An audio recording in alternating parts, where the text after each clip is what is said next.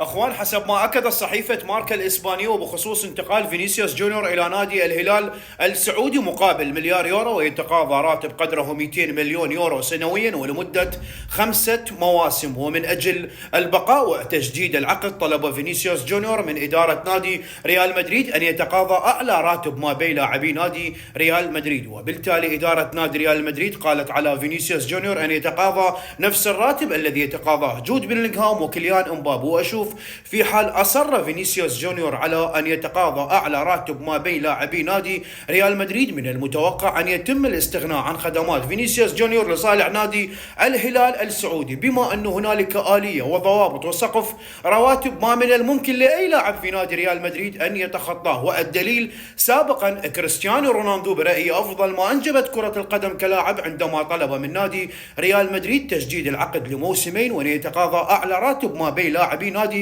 ريال مدريد. بالتالي تم الاستغناء عن خدمات كريستيانو رونالدو إلى نادي يوفنتوس الإيطالي مقابل 100 مليون يورو.